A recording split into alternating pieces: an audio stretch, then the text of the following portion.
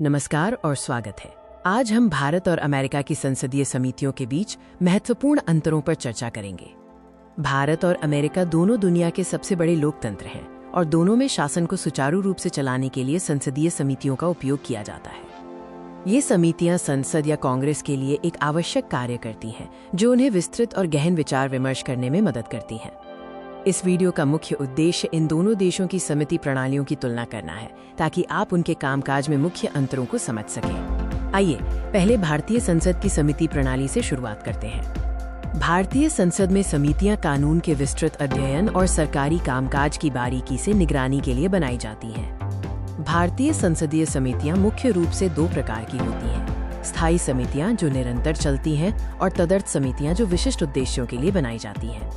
इन समितियों में विभिन्न राजनीतिक दलों के सदस्य होते हैं, जिन्हें उनके अनुभव और विशेषज्ञता के आधार पर चुना जाता है। अब हम अमेरिकी कांग्रेस की समिति प्रणाली की ओर बढ़ते हैं। अमेरिकी कांग्रेस में समितियां विधायी प्रक्रिया का केंद्र बिंदु होती हैं, जो कानून को आकार देने में बहुत बड़ी भूमिका निभाती हैं। अमेरिकी स्थायी समितियां भारतीय समितियों की तुलना में अधिक शक्तिशाली और स्वायत्त होती हैं, जिनके पास बिलों पर अधिक नियंत्रण होता है।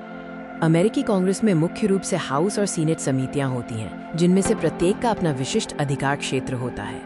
अब हम इन दोनों प्रणालियों के बीच के सबसे महत्वपूर्ण अंतरों को देखते हैं। अमेरिकी समितियां कानून को आगे बढ़ाने या रोकने में अधिक शक्ति रखती हैं, जबकि भारतीय समितियां मुख्य रूप से सलाहकारी और जांच की भूमिका निभाती हैं। अमेरिकी समितियों में राजनीतिक दल का प्रभाव बहुत मजबूत होता है, जबकि भारतीय समितियों में विशेषज्ञता और सर्वसम्मति पर अधिक ध्यान दिया जाता है।